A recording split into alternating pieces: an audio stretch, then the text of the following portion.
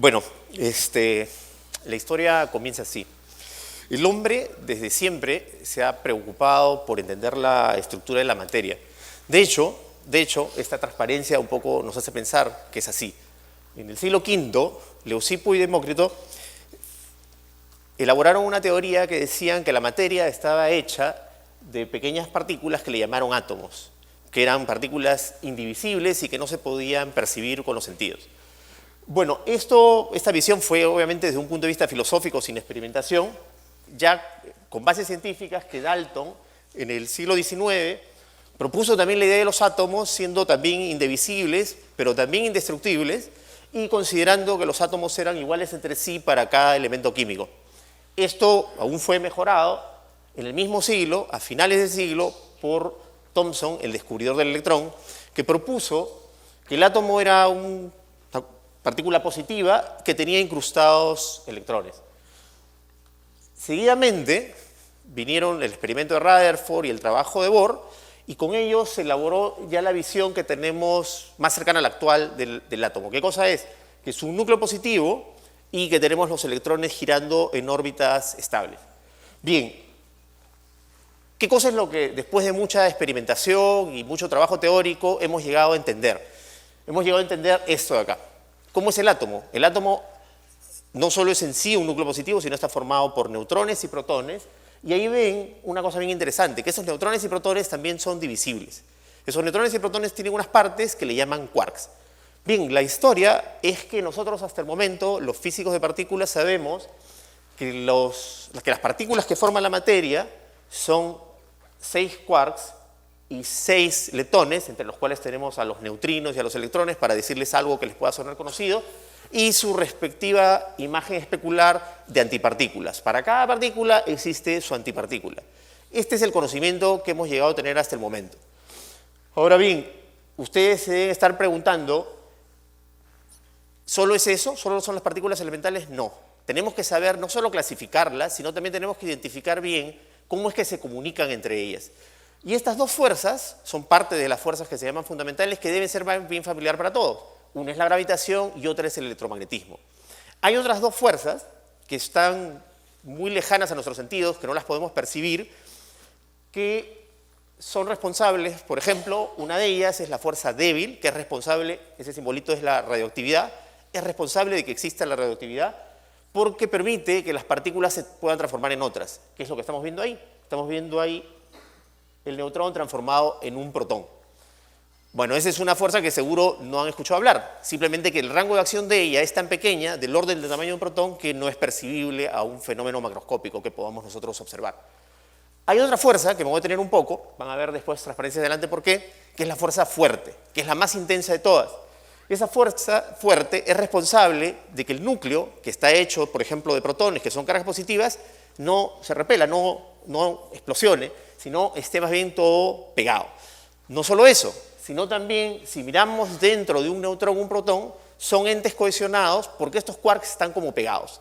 Están pegados por esos resortitos que se ven ahí, que vienen a ser unas partículas que se llaman gluones, que son las responsables de comunicar esta fuerza. Esto manténganlo un poco en mente porque van a ver después la importancia que va a tener. Bueno, acá viene algo que también ya deben estar pensando. Bueno, este mundo tan microscópico, de escala tan pequeña, ¿cómo se puede observar? La respuesta es esa, necesitamos un microscopio, pero un microscopio de muy alta resolución. Algo que sabemos los físicos es que a menor longitud de onda podemos resolver detalles más pequeños. Por lo tanto, si yo ilumino algo con una luz de una longitud de onda muy pequeña, puedo ver detalles muy finos de un objeto.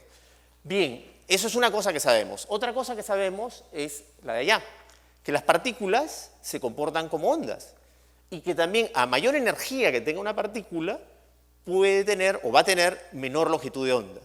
Por lo tanto, si unimos esas ideas, decimos, entonces puede ser las partículas usarlas como sondas para ver la materia. Y efectivamente, ese es uno de los principios que tenemos que usar para estudiar altas energías. Necesitamos algo que nos pueda resolver detalles muy finos. Pero hay otra cosa que necesitamos en altas energías. ¿Qué cosa? Necesitamos conocer partículas que no se producen normalmente en la naturaleza. Para ello, hay un concepto que nos enseñó Einstein, que la energía es materia y la materia es energía. Por lo tanto, si ven el dibujito de allá, entienden la idea. Yo puedo hacer chocar dos cosas que tengan una muy, muy pequeña masa, pero si tienen una gran velocidad, una gran energía, puedo generar cosas mucho más pesadas. Por lo tanto, puedo generar estas partículas que no se generan normalmente en la naturaleza y que me permite entender mejor todo desde un punto de vista más fundamental. Bien, se ha hecho muchísimo trabajo en esto, se ha avanzado al punto que ya conocemos casi todas las partículas, nos faltan algunas cosas por saber, pero hay aún varias preguntas fundamentales que tienen que ver con la evolución del universo.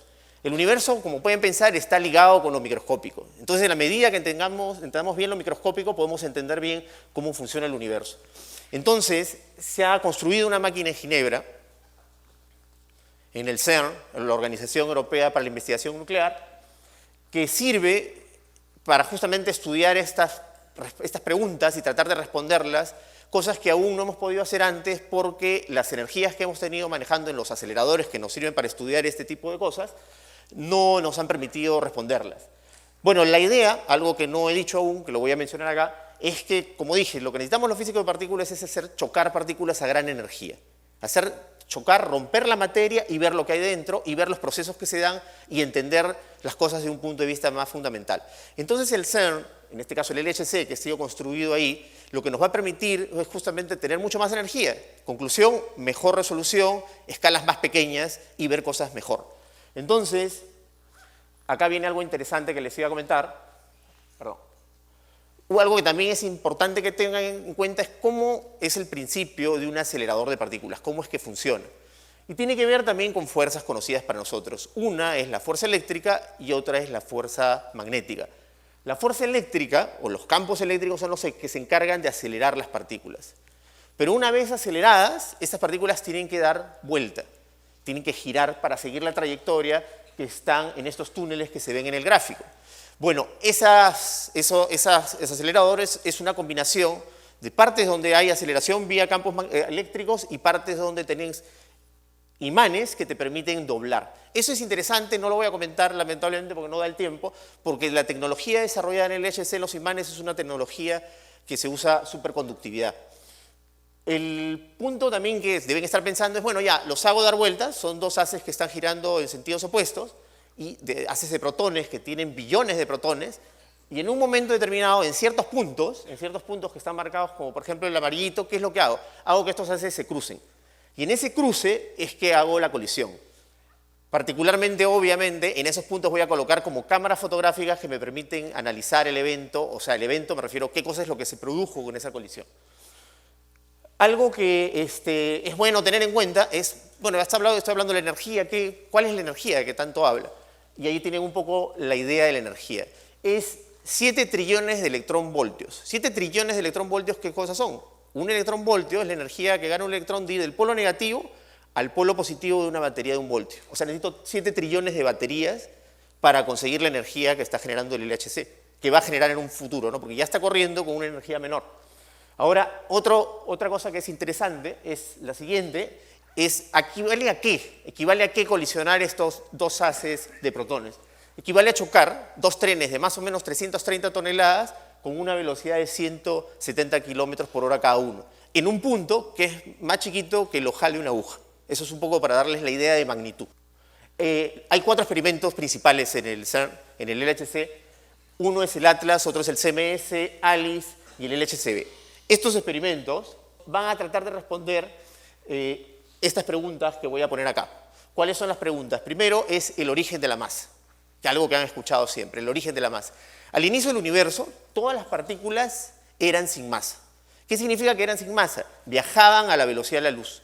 De pronto, el universo se fue enfriando y apareció un campo de Higgs, que pueden imaginarlo como un líquido, que rodeó todo el universo, permeó todo el universo, y ya las partículas se movían con mayor dificultad, mayor inercia.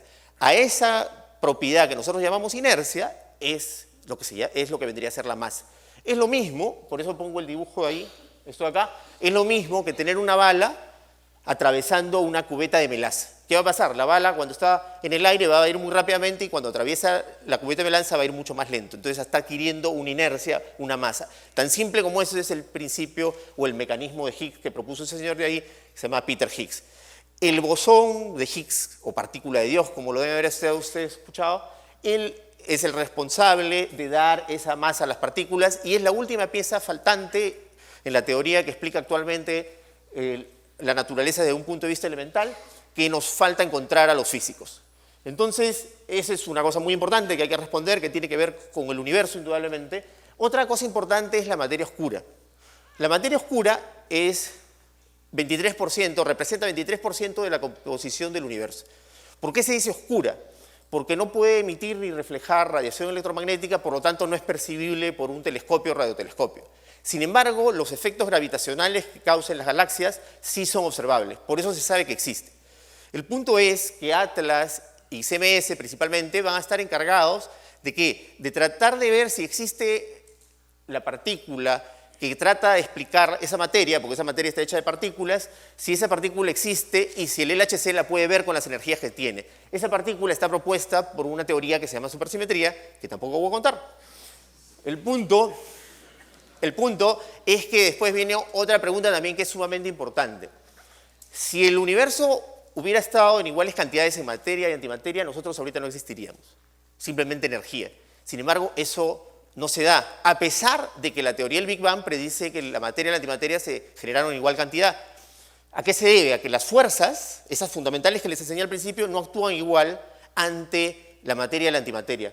Por lo tanto, lo que va a hacer el LHCb es medir esa diferencia. Si esa diferencia en esa simetría en las fuerzas es suficiente como para explicar la proporción de materia-antimateria en el universo. O sea, prácticamente antimateria no existe, solo en raros casos, como rayos cósmicos, por ejemplo. Ahora, voy acá a este problema, que es especialmente interesante para nosotros los peruanos, como van a ver. ALICE, el experimento de ALICE, va a estar encargado de reproducir una especie de mini Big Bang. Una millonésima de segundo después del Big Bang, la materia no estaba como la conocemos, ya con los neutrones, todos partículas, protones y las demás partículas existentes, sino la materia estaba como, digamos, fundida, calentada. ¿Qué significa eso? Que teníamos a los quarks, ¿se acuerdan esas partecitas? Y los rotorcitos, todos estaban libres, moviéndose libremente. Eso lo va a tratar de reproducir ALICE. Ahora bien, ¿cómo lo va a hacer? Llevando materia normal, o sea, lo que tenemos acá, materia normal, si quieren calentándola y concentrándola en un punto, y haciendo aparecer este estado que se llama quark-gluon plasma. ¿Cómo va a hacer esto? Va a ser colisionar, miren, dos haces de iones de plomo. El plomo estamos hablando de 207 neutrones y protones en cada lado. Entonces va a concentrar una cantidad de materia muy grande en un pequeño punto, y no solo eso, sino también va a tener una energía muy alta. Por lo tanto, vamos a tener las condiciones que necesitamos. Una temperatura muy grande y una densidad de materia muy alta también. Eso de ahí, esa temperatura llega a ser 100.000 veces la temperatura del centro del Sol, la que se va a producir en el LHCb, en el ALICE. En particular, lo que voy a contarles acá, esta es la parte más interesante. ¿Por qué hablo tanto de ALICE y me estoy concentrando en ALICE? Porque ALICE tiene participación peruana. La PUC, o el Perú, está participando en ALICE ya hace bastante tiempo, hace como 4 años estamos contribuyendo en ALICE, trabajando en diversos aspectos de la construcción del detector. Por ejemplo, un aspecto fue buscar el diseño óptimo para uno de los detectores que estaba encargado de justamente medir la calidad de esa colisión de los iones de plomo. En la medida que la colisión sea mejor, las probabilidades de generar ese estado de quark-gluon plasma son más altas. Entonces hay un detector que mide los ángulos de las partículas que salen, y ese diseño de ese detector fue parte del trabajo de la PUC. Otro trabajo que se ha hecho es desarrollar una herramienta, ayudar a desarrollar una herramienta que permite visualizar la colisión. Una información muy importante para nosotros los físicos de partículas es ver qué sucede en la colisión, o sea, qué pasa en la colisión después, cómo salen las partículas, y eso es una herramienta sumamente importante. Varios de los detalles, digamos, de este display que ven acá, han sido contribución PUC también. Otra cosa fue desarrollar algoritmos de análisis de las partículas que salen. Cuando salen estas partículas después de la colisión se generan unos chorros direccionados que le llaman jets. Justamente el nombre viene por eso. Y descubrir las propiedades de estos chorros también se necesita toda una serie de algoritmos computacionales.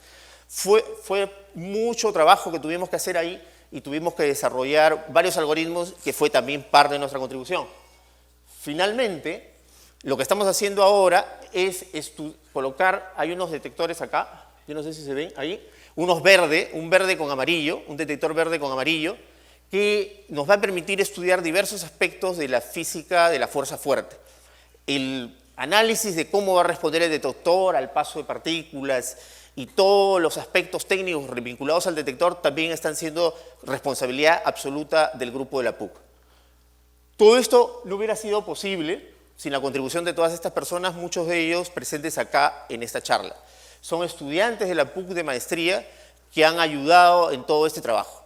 Este trabajo ha sido un trabajo, como digo, de más de 4 años y recién en la universidad hemos podido ya volvernos miembros oficiales, o sea, aparecer en todas las publicaciones desde octubre del año pasado. Pero todo eso ha sido un trabajo de largo aliento. Bueno, acá viene algo que les iba a comentar. Ustedes deben ponerse a pensar y decir, bueno, ¿para qué sirve todo esto? Me imagino que varios deben estar pensando, todo esto no debe servir aparentemente para nada útil. Yo les puedo responder acá algo muy marquetero, decirles, efectivamente hay aplicaciones. ¿Cuáles son las aplicaciones? Por ejemplo, en imágenes médicas. Estas imágenes médicas y esto es planeamiento en radioterapia.